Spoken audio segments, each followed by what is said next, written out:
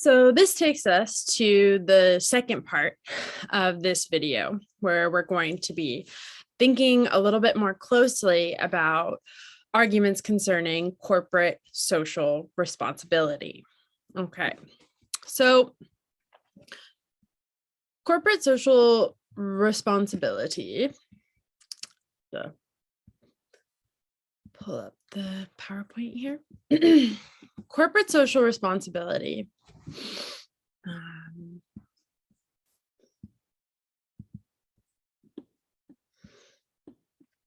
This subject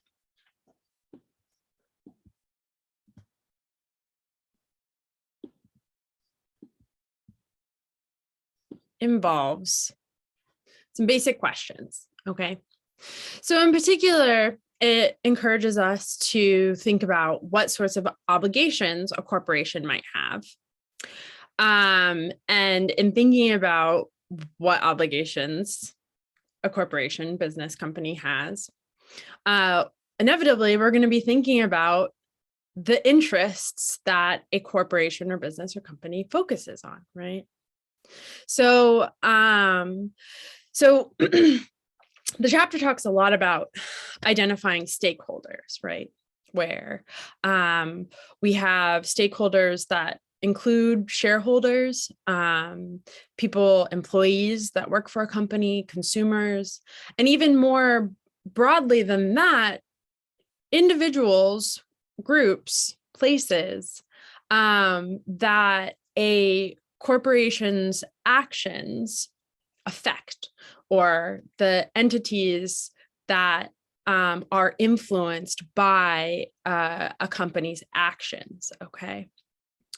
So when we're thinking about all of these different entities, for the most part, people, but not necessarily, we'll just keep it simple and say, thinking about all of the different kinds of people that could be, right? It's not going to just be employees and consumers always, right? Because if we have a manufacturing plant that is poisoning the water in a town that it's right next to, right? So you can have people that never buy anything from that manufacturing plant, don't contribute any way in terms of being a consumer or employee or anything like that. But if their water is getting poisoned because of some sort of byproduct that is a result of that manufacturing process, they have a stake in what the company does because they're being influenced by what the company does, right? So when we're thinking about all of those, thinking about the towns nearby and the employees and the consumers and the shareholders and the CEOs and the bosses and the managers, we're thinking about all of those different people. And we're thinking about the sorts of ways in which a company might affect them.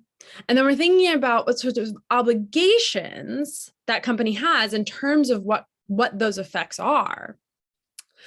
We think about what various interests are involved, right?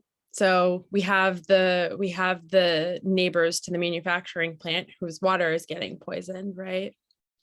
We would hope that that company takes their needs into account, right? We would hope that their interest, being namely access to clean water, drinking water, would be something that would be factored into how that company goes about doing its business, right? So if it didn't realize that was going on, taking measures to clean all of the water, and perhaps paying for medical costs incurred because of the poisoning, all of those sorts of things, right? So that's all fine and good. But when we are, that seems like that's a sort of extreme example of an instance where you have sort of a far-reaching person, someone who's not directly involved with the business itself being affected by their actions. If we want to think more about the interests of people who are closer to the business, right? In particular, those who are responsible for the business to keep going, right? So shareholders or business owners, things like this. it seems pretty obvious that one of the main interests that you want to be concerned with there is profit, right? Because business owners, shareholders, these sorts of organizations and people, they really want the business to make money. That's the whole point. So it's not anything I think that anyone would dispute, at least within a system, an economic system like ours, our current version of capitalism. It's not, it's sort of a given that at least one of the goals, at least one of the central interests of a business is going to be maximizing the profit, right? And the question of CSR, or the question of corporate social responsibility, sort of evaluating what's involved there, is sort of seeing if there are instances where maximizing profit, that goal, how that is pursued, is constrained in any way, right? So if maximizing profit comes at the cost of people's lives or access to clean water or something like that, we would want to say, well, you know, you need to start implementing some CSR initiatives, really evaluating the impact that your business has on the local communities, because it looks like people are seriously getting hurt here, right? And so, you know, say people's lives, we would typically think shouldn't be or those interests shouldn't be outweighed by the interest of making a lot of money. That's not too much of a wild claim. So at the very least, when we're thinking about corporate social responsibility, what we are thinking about are the kinds of obligations that a corporation has to protect the interests of the shareholders and employees and consumers, local communities, and then to some extent, a global community as well. Okay. So, yes, just to reiterate, much of what was covered in the chapter talked about seeing CSR, corporate social responsibility, as companies first evaluating the impact of their actions, just evaluating the ways in which they're influencing society, and trying to identify when there's been some kind of negative effect, something that a business is doing that results in a negative effect. And then from that point, once that information is obtained, being able to assess, right? So in an instance where a company is cutting corners, say, and it ends up affecting the quality of the product, it's not really lining up with what the company is saying the product does, right? So that could be, this is something that we see happen with pet food a lot, right? So any of you who have pets, I'm sure you're familiar with, or even those of you who don't, if you've gone to the grocery store, you've seen probably plenty of bags of cat food and dog food that say grain-free, right? Oh, so good, grain-free. You want to have, like, especially for a cat, right? They need to eat a lot of meat. They're carnivores for the most part. So the fact that there's no grain in this, that's great, right? Okay, well, the thing is just because there isn't something like wheat or rice doesn't mean that there aren't other things that aren't super nutritious for animals in it, like potatoes, something starchy, right? Maybe fine for a dog, not really so great for a cat's diet. So if a business is saying, another product that they put oftentimes that it doesn't have, that really lacks a lot of nutritional value, is byproduct. So it'll say like chicken byproduct or cow byproduct or something like this, right? So the claim that the packaging is making, oh, hey, look, like this is so, look at all this, not grain-free stuff. This is so great. And then say, if you look at the packaging and you see those it's like chicken byproduct and then like mostly like starch and then a bunch of ingredients that, you know, you can't pronounce. Looking at that more closely, it's a little, it's like, well, is this product really the thing that you're saying it is? And provided that consumers start to get a little bit frustrated, you know, they're having to, you know, read the tiny fine print and actually evaluating all the stuff that a company is saying is, there's sort of, although there's some information there showing that the packaging is a little bit misleading, ultimately, you know, people just feeling kind of irritated, like, wow, you're making this look like it's all like fancy natural food. And in reality, I look at the ingredient list and this isn't worth the price that you're trying to sell it to me for. Okay.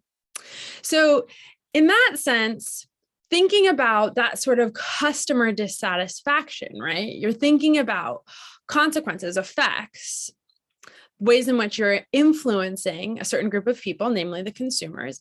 And if they start protesting, right, saying like, well, we don't want to use this product anymore. This packaging is silly. And it's, you know, you're trying to make it look like this is organic, da, da, da, da, da, da. But in reality, we know it's not worth the price. Taking into account those kinds of claims, those kinds of interests, right? In certain ways constitutes a CSR initiative, right? Because even if technically a company isn't misrepresenting itself, there's some fine print showing that the packaging doesn't exactly line up with what the product actually is. Nonetheless, that sort of deceptive packaging and the frustration that consumers feel around it, those consequences are ones that a company has reason to take into account. So in general, again, you know, these corporate social responsibility is a very general and broad concept. There's a lot of different ways that a company or corporation or business is going to impact stakeholders. And because there's so many different kinds of stakeholders and so many different kinds of claims or concerns that those different stakeholders will have, what constitutes a CSR initiative could be it's a pretty big number of things. Okay, so with that general sense of CSR in mind, we're now going to turn to Friedman's definition. So Friedman defines CSR, or he says CSR must mean that the CEO or manager or something like that, is to act in some way that is not in the interest of his employers. For example, that the CEO or manager or whatever is to refrain from increasing the price of a product in order to contribute to a social objective of preventing inflation, even though a price increase would be in the best interests of the corporation. Or that the manager is to make expenditures on reducing pollution beyond the amount that is in the best interest of the corporation, or that is required by law in order to contribute to the social objective of improving the environment. Or that at the expense of corporate profits, he is to hire hardcore unemployed instead of better qualified available workmen to contribute to the social objective of reducing poverty. Okay. So in general, the main point of Friedman's argument is that whatever CSR initiative is taken, so whatever practice of, you know, evaluating and taking seriously potential negative effects of the actions a business might take, is something that is fundamentally at odds with the profit, the ability of the opportunity to maximize profit. So taking seriously negative impacts of a company is at odds with creating opportunity to maximize profit. That's sort of at the heart of what Friedman is talking about here. And he says, or rather the basis of his claim is that an executive or CEO or manager or anything like this is imposing something on those other stakeholders, or share rather, that should say shareholders, unfairly, undemocratically, unwisely, and in violation of trust. We're going to break those down a little bit more in just a moment, but this is what he says about those things. He says, here, the businessman is self-selected or appointed directly or indirectly by stockholders or shareholders, is to be simultaneously legislator, executive, and jurist. He is to decide whom to tax by how much and for what purpose. Therefore, the only social responsibility of a business is to increase its profits. Okay. Now, we could break down his argument in the following way. Okay. Or rather, we can identify roughly 5 pieces of evidence that Friedman gives to support this claim, right? So, because if you recall above, he was saying that by a CEO or manager or what have you, focusing on mitigating negative influences that a company might have, what they're doing is fundamentally not fair, not democratic, not smart, and violates trust. Okay. And so in light of all of those things, the only responsibility, once we kind of pick through all those different problems that arise, the only way to avoid those problems is by just focusing on a responsibility to shareholders to maximize profits. So here are the reasons that he gives, right? So we got to tweeze out sort of why is it unfair? Why is it undemocratic? Why is it stupid? Why does it violate trust? Okay.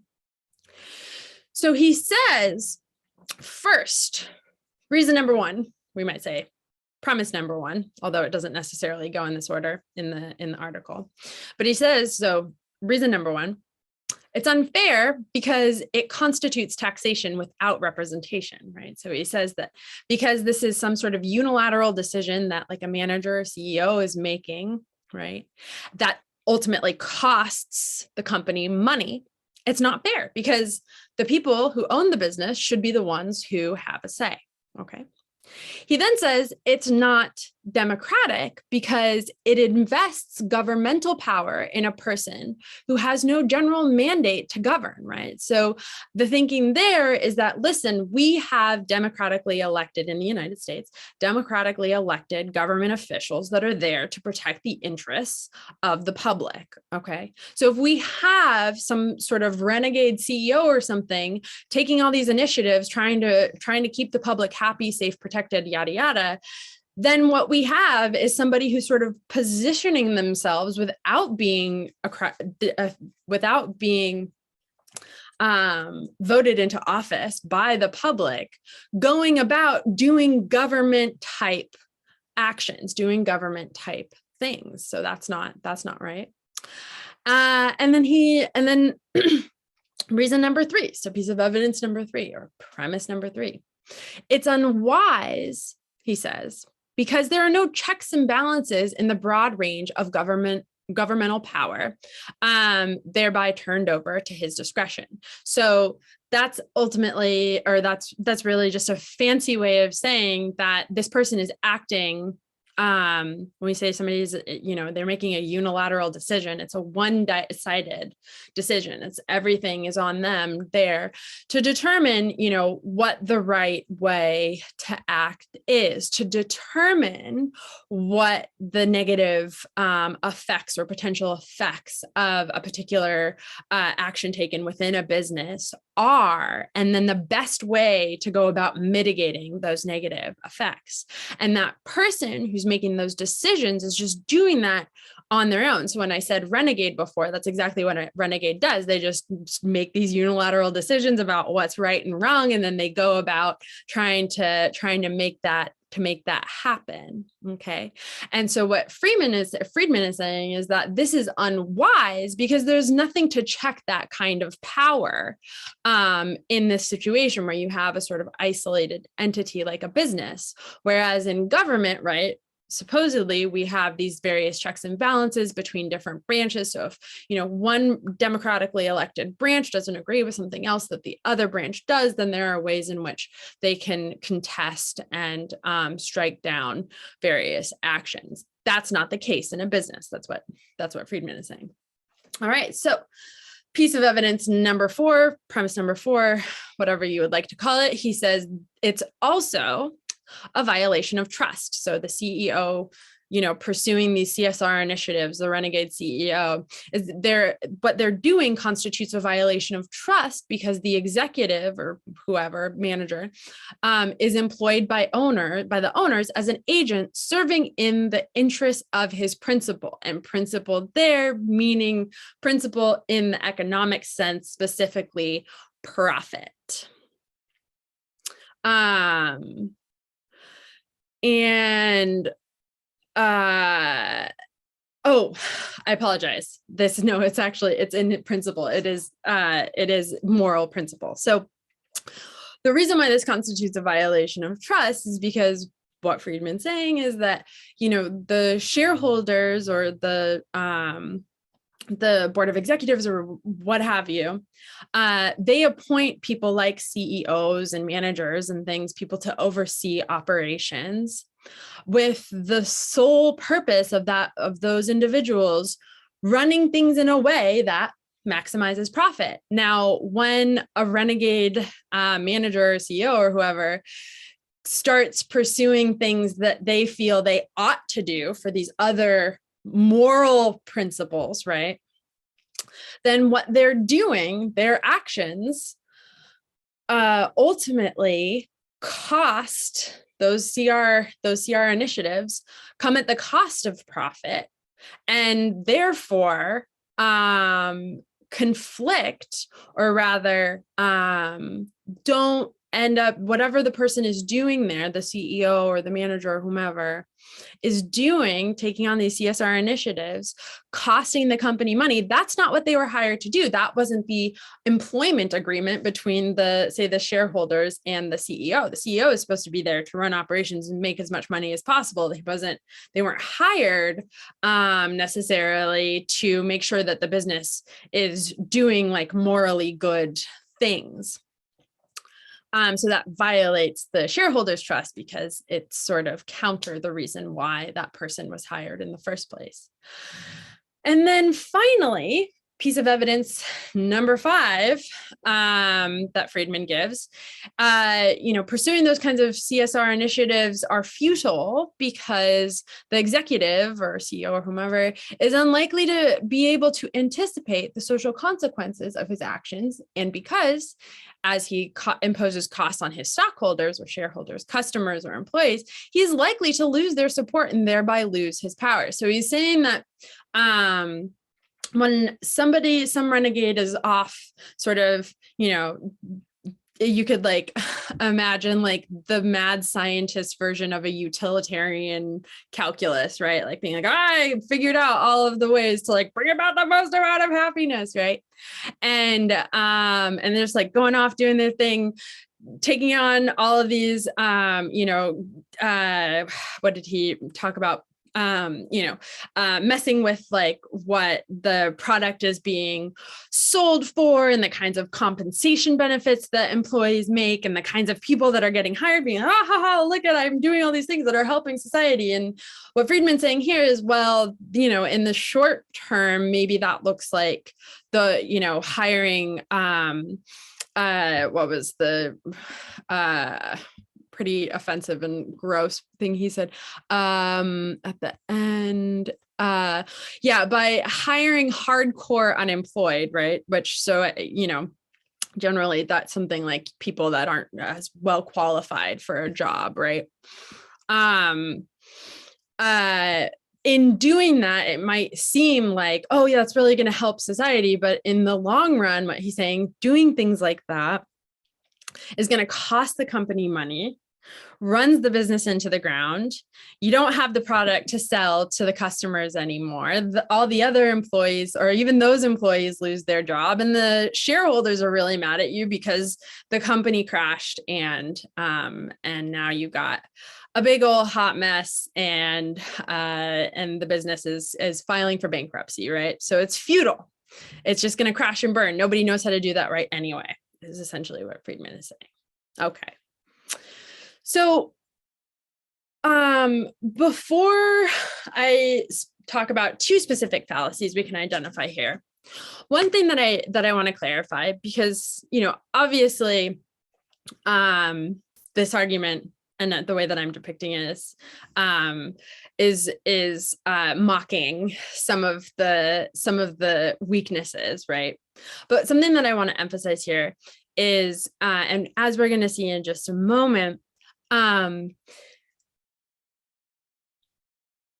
Friedman's points that he's arguing, or rather the main point that he's trying to make about the only social responsibility of business being to increase his profits, just because all of his reasons are bad for supporting that view doesn't mean that that view is wrong. So to be clear, in tearing down this argument, it doesn't negate the possibility that the conclusion is true, right? In fact, if we did, then we might, or rather, if I did say something like that, I would be liable for committing a straw man fallacy, because the argument that the reason Friedman doesn't give very good reasons for supporting the conclusion. There are other arguments that support that conclusion. And to say that that is the only, his construction is the only way to defend that view, right? That sort of commits a straw man fallacy about the other available options for supporting that kind of conclusion. So for anyone who's been going like, well, I think that there's a more sophisticated, better way to support this conclusion, that's fine.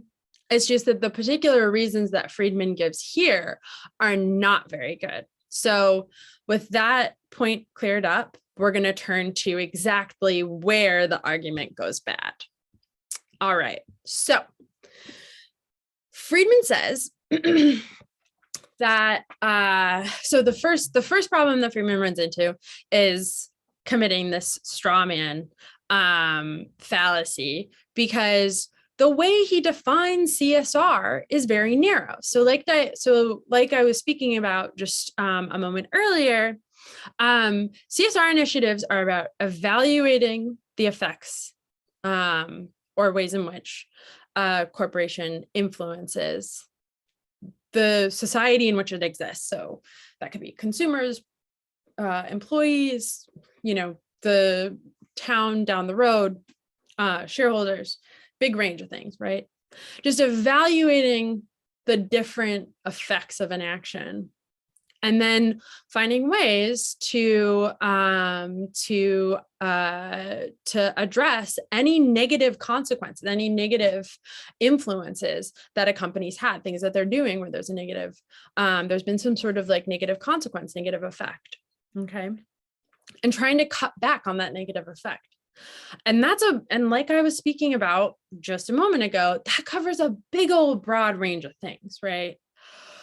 We can think about it on a very zoomed in scale, right? Just in terms of relations between employers and employees. For anyone who has ever worked in a restaurant or knows people who have worked in restaurants, right?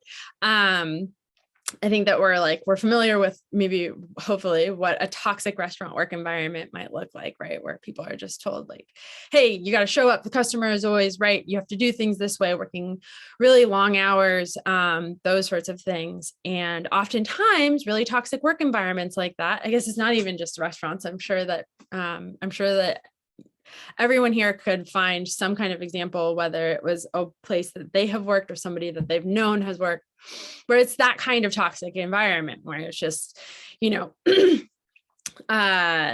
it's unreasonable expectations, maybe physically takes a really big toll, or put in a constant position to have to deal with some like really volatile customers and not given adequate support, those sorts of things. So that kind of environment, right, you're going to have a really high turnover rate of your employees, which means that you're going to have to be training a lot of really new employees.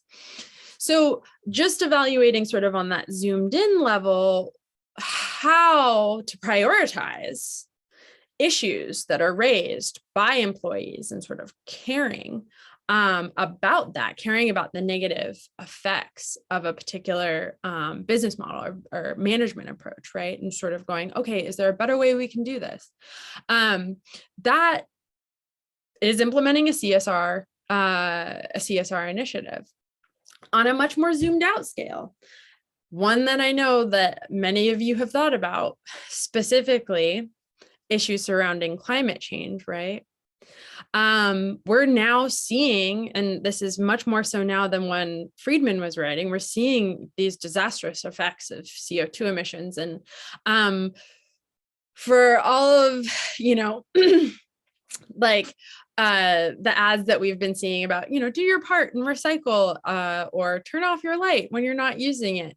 In large part, it's manufacturing, and it's production, and it's trade, global trade, and distribution that is largely much more so than, increase in population or anything like this. It's the actions of businesses, huge corporations that take the lion's share of responsibility for the situation that we find ourselves in now with climate change. So taking into account, what are the effects of, what are the consequences that we have, that this business has, what are the ways in which it's influenced the climate. We've identified some, pretty negative consequences of this particular mode of distribution or manufacturing or something like this. Is there a way that we can cut back on our CO2 emissions? Is there a way that we can, reorganize and find a way to have less of a harmful impact on the environment? Not only because the shareholders need this world to live in, but also because the idea that we should, to some extent, take into account stakeholders being just a human or living creature on Earth, taking into account those interests and sort of re-examining what we can do to protect those interests a little bit, right? So we can go really, really small, just one-to-one sort of interactions between employees and managers. And then we can zoom out really, really big to something like a relationship between corporations, manufacturing processes, say, and like every single living thing on the planet. So it's a pretty broad range of stuff. Now, both of the examples I just mentioned, if you noticed, are really good examples where CSR isn't necessarily always concerned, or rather, it isn't always at odds with how a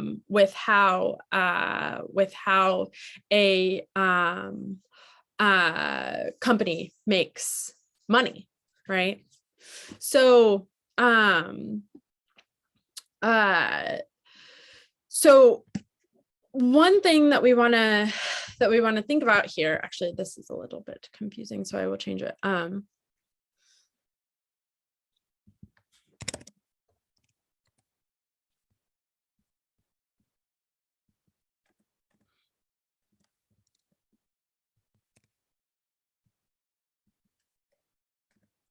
Okay, so if it's the case that that CSR can do a lot more, right? And especially in how a company goes about initiating or adopting CSR initiatives, right? Like, it's not as if, say, a single manager is going to do something at like a retail store or a restaurant or something like this that's, in order to make the lives of employees better. It's not like they have to just go and implement those initiatives all on their own. Those are conversations, something that that somebody who's on the floor working would be able to go and bring to higher level management or the business's owner, right? They're not just implementing these things. And B, those, say if we do more of a long-term analysis on the cost of high turnover in employees, at the end of the day, what might end up being found out is it actually is in the interest of the business, or at the very least, it doesn't hurt the profit that the business makes in doing things like providing better support for employees when it comes to, say, like out of control customers, or coming up with a better scheduling system, or even, getting something like fatigue mats for people to stand on. So they're not having to stand on like a hard slab of concrete all day long, those sorts of things. Those aren't things, implementing those things, bringing those things up to a higher up or the business owner or something like this. That's not necessarily at odds with what with the company's profit. So the idea that this big broad category of CSR is something that's fundamentally unfair, namely like costing the company money to take these social initiatives without giving them a fair voice. Obviously, there's ways in which you can implement CNR initiatives that don't end up doing that, right? Namely, you can have a conversation with shareholders about whether, like, bringing up to them, hey, this is something that might be a system, something that we need to change or address, this sort of thing. Bringing up the interests of stakeholders, maybe ones that aren't being, prioritized adequately to shareholders, and then having a conversation about it. Because, like the textbook points out, there's a sense in which Friedman is sort of disregarding the desires and interests of shareholders by assuming that the only thing any of them ever want, number one, is profit at the cost of anything, right? So, so in a way, it's equally unfair to just assume that it's always about maximizing profit. Yes, that's definitely the case. Nonetheless, this is something that this is something that shareholders most definitely can be a part of. This is a conversation that shareholders can most definitely be a part of. So it's not this case, because there's so many different ways that, adopting a CSR initiative would work. It's so much broader than what Friedman is imagining. It's not totally clear that it would, in every single case, be taxation without representation. And similarly, it's not necessarily undemocratic, because the person who is, advocating for adopting various CSR initiatives, doing that kind of work, they're not acting as a renegade unilaterally on their own. This is a conversation that that shareholders most certainly could be a part of. And then finally, it's not either, nor is it unwise, because the person isn't being checked, right? There are just so many different ways that a company might adopt a CSR initiative where there's no one person who is, acting as the renegade. There's like no check to all of these to these different things that they're doing, these different actions that they're taking, this pursuit of the greater good or whatever. That's just not the way that works, in large part because so often, and this is something that also came up in the first reading that you did in this class when we were talking about Sen's sort of criticism of people reading Adam Smith as saying, well, there's no place for ethics in business, right? So here it's a similar thing where when we assume, or rather someone like Friedman is assuming that, well, we got to keep all of the CSR concerns out of business because they just have to maximize profits. Well, it's not. It's actually, it's a lot more complicated than that. The dynamics are much more complicated than that. There is the dynamic between business and business owners and their employees and the communities in which they exist and all those sorts of things. Oftentimes there are, ways to sort of cut back on a particular negative effect that a business's practices are having, that ultimately are in the best interests of the business. But it takes examining those things, sometimes implementing an initiative to really see whether or not it's working. It's not always obvious from go, oh, hey, if we change our scheduling system, or we get a new payment processing system for our company or something like this. Well, this is going to make the employees' lives easier, and it's actually going to make us money too. That's not something that's always immediately obvious. So it's a lot more complicated than just one sole person, trying to imagine what the best possible course of action is to make everybody in the world super happy, and then just doing all of these things that are costing a business money. It's a lot more complicated than that. Okay, so to sum up, the first problem that we run into with Friedman's argument is that he doesn't give an accurate definition of CSR. He gives a very narrow definition of CSR, and consequently, a lot of his premises don't stand up. We have reason to reject a lot of those premises. They don't function as a good piece of evidence or reason to agree with his conclusion that the only responsibility of a business is to maximize profit. Okay. So that takes us to the second, the second issue we run into with his argument. So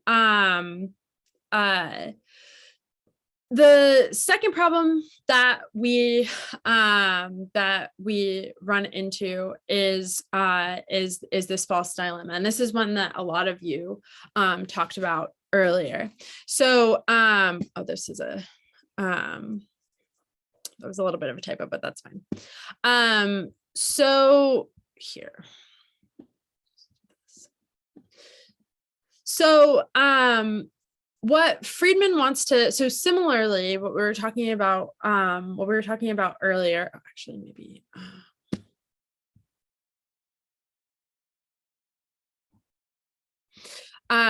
so what we were talking about earlier with the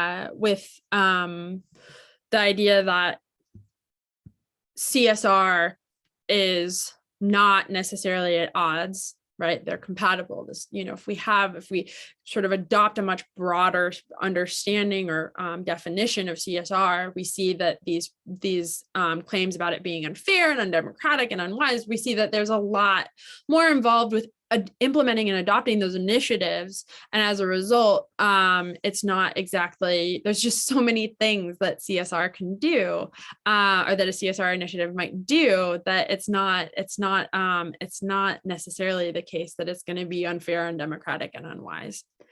And then similarly, the notion that contributing to the public good, taking into account the potential for harming various stakeholders, and then trying to mitigate or cut back on the amount to which certain people are harmed as a result of a business's actions, right? So being concerned with the interests of the public good, it's not fundamentally at odds with the shareholders' interests.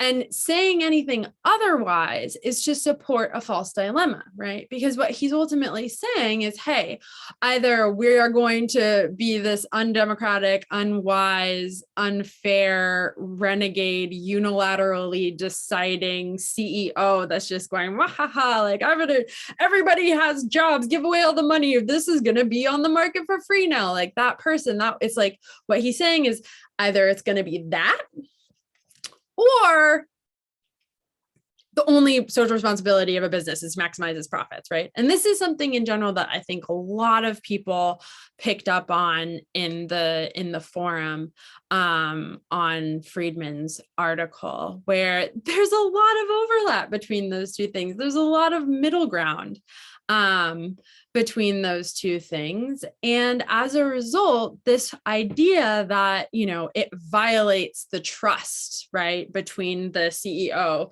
and the shareholders, the agreement that upon which like the person was given employment through the firm, and that, whatever it is, whatever CSR initiatives a CEO is taking is going to be at odds with the interests of the shareholders. That's just simply not the case, again, because shareholders aren't excluded from those kinds of concerns, first of all. And second of all, sometimes it takes research and analysis to evaluate potential long-term negative effects of some kind of like business choice or action or something like this. And, spending time to try to evaluate what's going on there isn't necessarily going to be at odds with the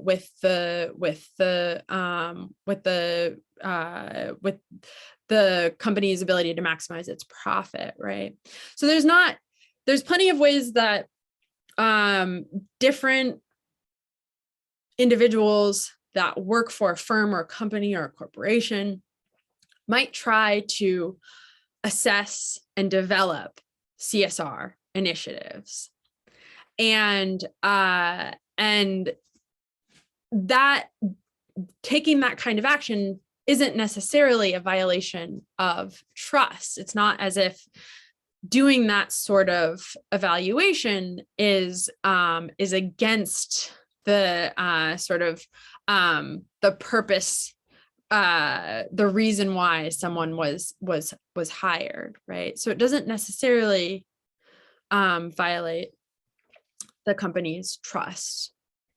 And I think this is one that a lot of you, I think almost everyone mentioned to some extent in your post, that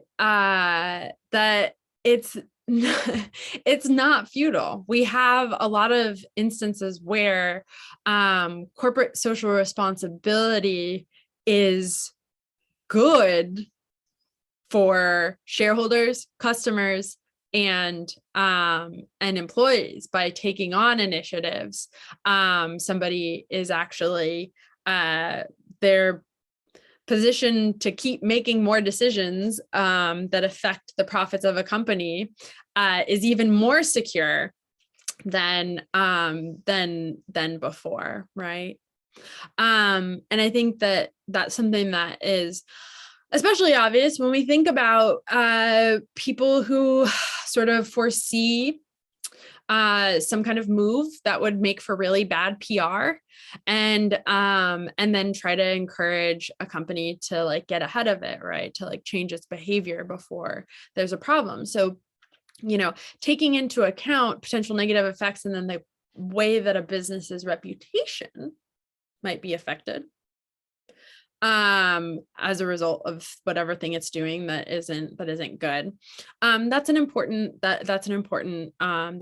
piece too, and that's one that obviously has a positive effect on a company's profits. So to sort of sum that up, sum up the false dilemma problem here is that it's not as if you have to choose between the renegade tyrannical CEO who's just like, blowing all of the company's money in order to, maybe come up with some like harebrained scheme to like make everybody in the world super happy. It's not as if you have to choose between that and then just like, okay, well, it's either that or maximize profits, right? There's a lot that comes between, in large part because CSR is a much broader concept than Friedman acknowledges. It's very similar, a lot of the things that was being talked about in the Sen article about Adam Smith, and Adam Smith himself pointing out that yes, we have this relationship between buyer and seller, and there's like, we have people that are pursuing both interests on both ends, but it's bigger than that. There's relationships between manufacturers and distributors, and then we end up in these complex like economic systems where it's not clearly, of course, everybody's pursuing their interests, but at the same time, that doesn't exclude the possibility to behave, or rather that doesn't undermine the significance of thinking about sort of the moral implications of our actions. It's something, that kind of mindset in approaching these more straightforward business transactions it's just something that oftentimes is just going to be present, and it's sort of factored into a lot of the ways that we engage with one another, like in a market setting or in a business setting. So, the last thing that I wanted to mention is somewhat connected to the discussion board, the discussion forum for this week. So I think something that we really want to be keeping in mind when we're thinking about our view like Friedman's, because his argument didn't come out of nowhere. There was, at the time he was writing, which was in the 70s, and later, but that was when the article came out. There was a lot of growing sentiment around, no government sort of regulating the market, right? Like we have this free market. And the free market is really going to work itself out. So what's going to happen is as long as individuals are sort of free to be innovative and create new products and, all these sorts of things, what'll end up happening is, if we have a business that's behaving in a way that the public finds morally reprehensible, then they're just going to stop purchasing from that business. The business itself doesn't need to it should be concerned with that only insofar as the reputation is going to hurt its profits. But beyond that, there shouldn't be any concern. And because the market in that way will sort of, the moral conscience of the people that the business relies on in order to be successful will sort of regulate anything bad that a business might be doing, in the same way where a company offering like earbuds for $20 and for a while, like they're the best earbuds you can get on the market, and then all of a sudden somebody else puts earbuds on the market that are $10, and this is obviously a lot, it's going to be a lot more, especially if they're like pods or whatever, but somebody puts earbuds on the market for $10 that are actually better, right? Then customers are actually going to be buying those earbuds. And so the pressure to keep down the price and maintain quality, that's just something that sort of naturally occurs. The market, one might say, regulates itself in the same way that if a business is, notorious for like having really toxic work environments, right? Then and customers like find that like morally reprehensible. They're going to say, okay, well, I don't want to buy anything. I don't want to support that company anymore. And then the companies that don't do that sort of thing, people are going to say, oh yeah, actually, I want to give you my money instead. Like it sort of gives the moral high ground can give a kind of competitive edge.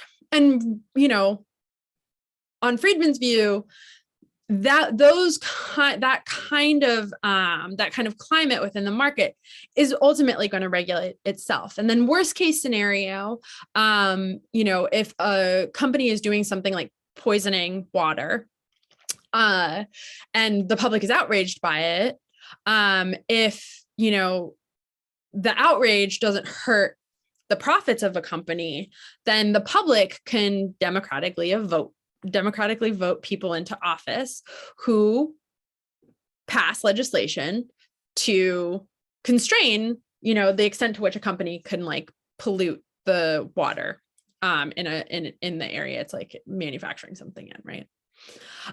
So provided we have those two things in place, we have like, the moral conscience of the general public, along with like the support of a democratically supported government, like we can be pretty confident that a business isn't going to do anything we don't need to strap on further moral obligations within the context of a business itself. So say like being applied by the CEO or something like this.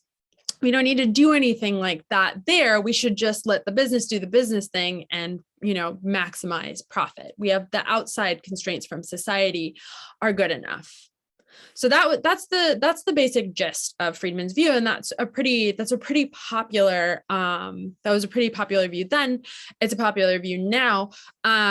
Friedman's specific argument he gives for it, though, like I said, isn't one that is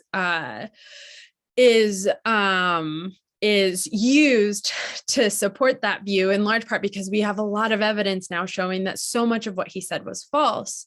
Like a lot of you are pointing out, this sort of appeal to authority that he was making about, well, this is just the nature of it and this is how the markets work, right?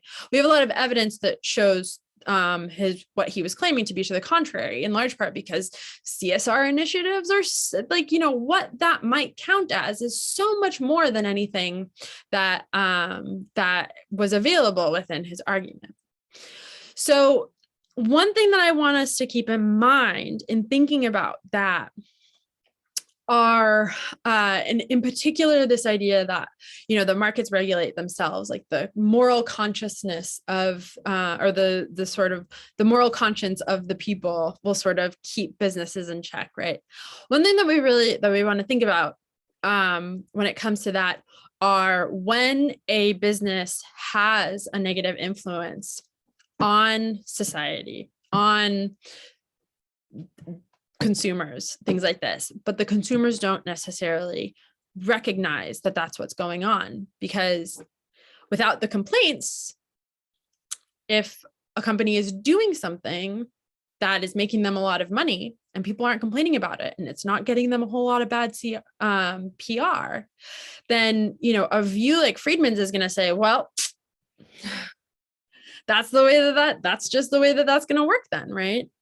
But if that is the consequence of the way, like, if that's the extent to which a market can regulate itself, that should make us seriously reconsider whether or not he was right about the market's ability to really do that to the robust extent that we would need it to do that. So in particular, it's pretty obvious when a food product makes a bunch of people sick, right? We have the FDA in place to put regulations in place to make sure that that sort of thing doesn't happen, right? And when people get sick, it's also something that, we have science, we have doctors that can run tests to show there's things happening in the blood level and things like that. Tangible evidence, right? So, so those kinds of effects, those negative effects are tangible in that way. That's something that can be addressed. We, with the rise of social media, and even for those of you who don't use it, I'm sure that, you're familiar with the draw of drama, right? So, this would go for instances where drama, or rather, you don't even need social media to make drama, right? So even if you don't use Facebook or anything, TikTok, anything like that, I'm sure you're familiar with, you've at least had a friend where they just seem to be drawn to negative stuff, talking about other people, focusing on why so-and-so is always so messed up or something like this, right? And perhaps, whatever example any of you are thinking of right now, at some point, you kind of thought to yourself, why is this person getting so sucked into this? Or why am I getting so sucked into this? I could think of 10 times off the top of my head in the past year where something like that's happened, right? It's a thing about us. It's a thing about our psychology that we get drawn towards debates that are often polarizing. We're sort of drawn towards being critical oftentimes. And Facebook has sort of creates this space where there's just this dense grouping of all of these different things that light up that tendency, right? And the negative consequences of that high drama, divisive, critical content is very real, right? So in some of the links that I sent, which are optional to review, the psychological effects that Instagram has had on teenagers, especially when it comes to things connected to health and body weight and stuff like this. It's proved to be a huge problem. They've found drastic increases between certain age groups and the amount of time they spend on social media with teenagers and suicide, and then not even to mention spreading how false information gets spread around and things like this, right? So there's a sense in which promoting this more negative material is making people sick on a psychological level, but it's not something that's tangible and immediately obvious. And as the link, as you learned either in the link or you knew about elsewhere, or perhaps you heard about the whistleblower that happened, I believe it was last year, talking about how Facebook knew, they had documented evidence that, the algorithms they were using that ultimately, fill up people's feeds and things like this, because the stuff has that critical drama pull to it, people spend more time on Facebook, which makes more money, right? This is the algorithms that are doing this. And the effects are bad in a lot of different ways. But because those effects aren't immediately obvious in the same way that, say, blood work is obvious if there's some kind of toxin in a food product, the demand for Facebook to implement change wasn't significant. And that's why there was a person that came out and sort of blew the whistle and talked about how they had done a lot of research and found some really persuasive evidence showing that their algorithms are really hurting people on a psychological level, but there wasn't any pressure to change. And in large part, there still isn't. So when we're thinking about the market regulating itself, I think that regulating itself in the way that Friedman kind of imagined it, it's really important to keep in mind situations, complicated situations like Facebook, that really aren't explained on Friedman's theory. So if, you are someone who agrees with the conclusion that the only social responsibility of a business is to maximize its profit, then you're going to need a good explanation as to, how we can address sort of Facebook's behavior when it comes to the negative effect its algorithms have on users. All right, so that about does it.